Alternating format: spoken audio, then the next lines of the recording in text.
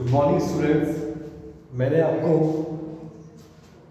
पाठ 9 में जैव विकास पढ़ा रहा था मैं आपको, और उसके बारे में कई बातें मैंने आपको बताई।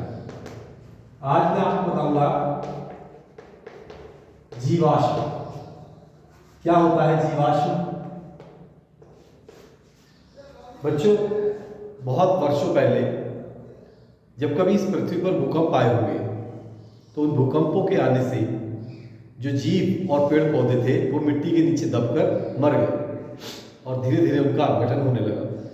तो जब हम खुदाई करते हैं तो उन जीवों के हमें अवशेष प्राप्त होते हैं। तो वर्षों पहले दबे इन जीवों के अवशेष को ही हम जीवाश्म कहते हैं।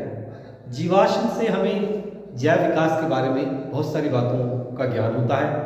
पता चलता है कि किस प्रकार के जीव पहले रहे थे और उनमें किस प्रकार के परिवर्तन आए थे, और कुछ जीव जिनके बीच की कड़ी हमें पता चलती है कि क्या रही होंगी, जैसे पक्षी और सरीसृप।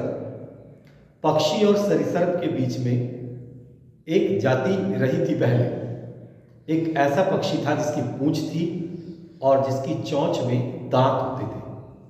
तो जैसे सरीसृप के पूंछ होती है, पक्षियों की चोंच होती है, लेकिन वो जो जीव था उसमें पक्षी और सरीसृप दोनों के लक्षण थे। तो इस प्रकार जीवाश्म भी हमें ये बताते हैं कि एक कड़ी से दूसरी कड़ी तक धीरे धीरे जीवों का विकास हुआ है। तो वो पक्षी जो हमें प्राप्त हुआ जीवाश्म में, उसका नाम था आर्कियोप्टेरिक्स। आर्कियोप्टेरिक्स वो जीव था जो हमें मिला जीवाश्म के रूप में। तो अब हम इसी क्रम में आगे बढ़ते हैं। जीवाश्म मैंने आपको समझा दिया। अब आगे मैं आपको बताता हूं अगला टॉपिक, विकास के चरण।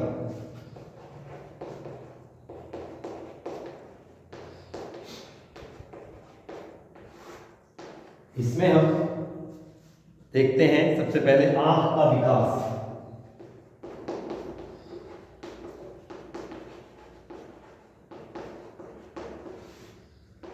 इस चरण में, पहले चरण में आंख के विकास में सभी जीवों में अनेक जटिल अंग पाए जाते हैं। वर्तमान में ये जटिल अंग जिस रूप में दिखाई देते हैं उसका एकमात्र कारण केवल डीएनए में परिवर्तन से संभव नहीं है, बल्कि वे अनेकों पीढ़ियों में हुए परिवर्तन का परिणाम है। पीढ़ी दर पीढ़ी बहुत सारे परिवर्तन होते रहे। इस प्रकार के एक जटिल अंग का उदाहरण आंख है। आंख, पहले जो जीव थे उनमें आंख नहीं होती थी, लेकिन जैसे धीरे धीरे परिवर्तन हुआ तो आंखों का विकास हुआ। आंख क्रमिक रूप से अनेक पीढ़ियों में विकसित हुई, परंतु बीच के परिवर्तन किस प्रकार चयनित थे इसके लिए अनेक संभावित स्पष्टीकरण हैं। इसी बीच का चरण है प्लेनेरिया। प्लेनेरिया जिसकी आंख अत्यंत सरल नेत्र बिंदु के समान होती है। तो प्लेनेरिया जो था उसकी आंख बहुत सरल थी, लेकिन आज की जो आंख है वो बहुत जटिल है। तो कहीं ना कहीं ये भी जैव विकास को दर्शाता है। इसका नेक्स्ट है परों का विकास। पराइफिन।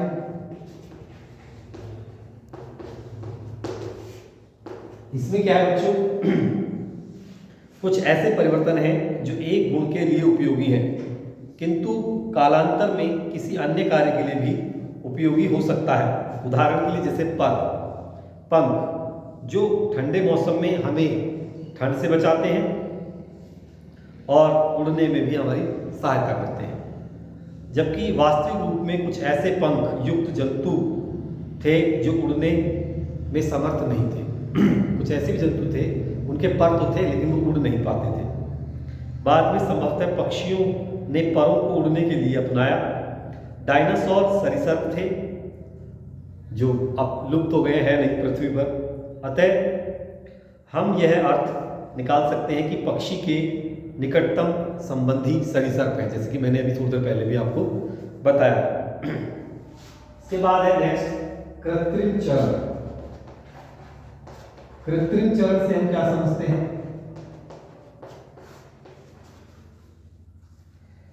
कभी कभी बहुत अधिक भिन्न दिखने वाली संरचनाएं भी एक समान परिकल्प से विकसित हो सकती हैं।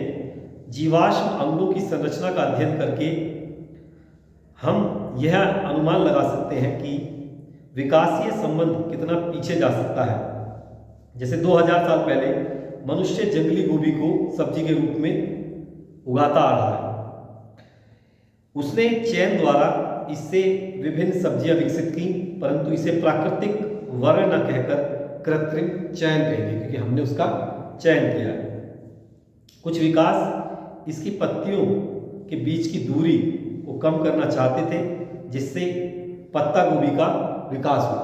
पत्तियां एक दूसरे के पास आना चाहती थी, जगह को कम करना चाहती थी, इसलिए पत्ता गोभी का उससे विकास हुआ। कुछ ने फूले हुए भाग का चयन किया, अतः गांठ गोभी विकसित हुई।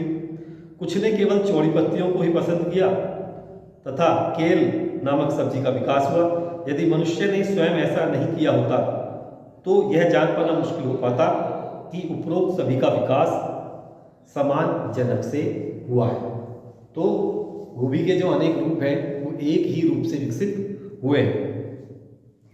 इसके बाद आता है विकास को प्रगति के समान नहीं मानना चाहिए। जैसे प्रगति हो रही है वैसे ही विकास हुआ, ऐसा जरूरी नहीं है। जातियों के वंश वृक्ष की कड़ियों ढूंढते समय कुछ बातों पर विशेष ध्यान रखना चाहिए। इस प्रक्रम के प्रत्येक स्तर पर अनेक शाखाएं संभव है, अतः ऐसा नहीं है कि जातियों के उद्भव के लिए पहली जाति विलुप्त हो जाए। ऐसा नहीं है कि एक जाति से दूसरी जाति का विकास हुआ तो पहली वाली जाति समाप्त हो जाएगी, नहीं, वह जाति भी बनी रहेगी। अब देखो ना हमारे चारों तरफ कितनी जातियां हैं और उनमें अनेक समानताएं हैं। तो इस तरीके से विकास की प्रगति का अर्थ ये नहीं है कि एक पीढ़ी समाप्त हो जाएगी और दूसरी पीढ़ी फिर आगे चलती रहेगी। ऐसा नहीं है, सभी पीढ़ियां समान रूप से रहती हैं और उनमें कुछ ना कुछ धीरे धीरे परिवर्तन आता रहता है। तो बच्चों, जैव विकास के सिद्धांत का अर्थ कोई वास्तविक प्रगति नहीं है। विविधताओं की उत्पत्ति एवं प्राकृतिक चरण द्वारा उसे स्वरूप देना मात्र विकास है। तो मानव विकास कैसे हुआ? मनुष्य का विकास आप जानते हैं कि मनुष्य के जो निकटतम जीव हैं उनमें वन मानुष या फिर गोरिल्ला या फिर बंदर, इस तरह के जीवों से ही मनुष्य का विकास हुआ है। तो बच्चों, जीवाश्म अध्ययन के साथ डीएनए अनुक्रम का निर्धारण मानव विकास के अध्ययन के मुख्य साधन है। इस धरती पर मानव के रंग रूप एवं आकृति में अत्यधिक विभिन्नताएं होती हैं। जैसे कि आप देख रहे हैं कि पश्चिम के जो देश हैं वहाँ के जो लोग हैं वो अत्यंत गोरे होते हैं और कदकाठी में लंबे चौड़े होते हैं, लेकिन इधर पूर्व के जो यहाँ भारत में एशिया के जो लोग हैं या फिर चाइनीज़ लोग हैं, ऑस्ट्रेलियन है, इंग्लैंड के, अमेरिकन है, वेस्ट इंडीज़ के लोग हैं, सब में कितना परिवर्तन है दिखाई देता है। ये विविधताएं इतनी अधिक एवं प्रखर है कि लंबे समय तक लोग मनुष्य की प्रजाति की ही बात करते थे। आमतौर पर त्वचा का रंग आप देख सकते हैं कि कुछ लोग बहुत गोरे होते हैं तो कुछ लोग बहुत काले होते हैं। हम सभी का उद्भव अफ्रीका से हुआ है, लेकिन ये माना जाता है कि हम सब लोग कहाँ से आए हैं? सब लोग अफ्रीका से। आधुनिक मानव जाति होमो सैपियंस, मानव का वैज्ञानिक नाम है होमो सैपियंस। सर्वप्रथम सदस्यों को वहीं पर खोजा जा सकता है। मानव जाति के जो वहाँ पे हमें जीवाश्म मिले हैं तो उनसे पता लगता है अफ्रीका से ही मानव जीवन की प्रगति आगे बढ़ी है। इसे आनुवंशिक छाप को कालगर्भ में अफ्रीकी मूल में ही खोजा जा सकता है। कुछ हजार वर्ष पूर्व हमारे पूर्वजों ने अफ्रीका छोड़ दी थी, जबकि कुछ वहीं रह गए। तो जब वो वहीं रह गए तो वहाँ के वातावरण के अनुसार ढले, और जब हम अलग आए तो हमारे अंदर वातावरण के अनुसार परिवर्तन आते गए। डीएनए में परिवर्तन हुआ, कुछ प्राकृतिक चयन हुआ, इस तरीके से हम लोग जैसे आज दिखते हैं वैसे हैं। तो बच्चों, इस पाठ में अब कुछ बचा नहीं है। इस पाठ में जो बातें मैंने समझाई हैं उनमें जो महत्वपूर्ण बातें हैं वो कॉपी में करें आप, और इसके अति लघु और बहुविकल्पी प्रश्न करके मुझे चेक कराएं। तो आज की कक्षा में इतना ही। नमस्कार, धन्यवाद।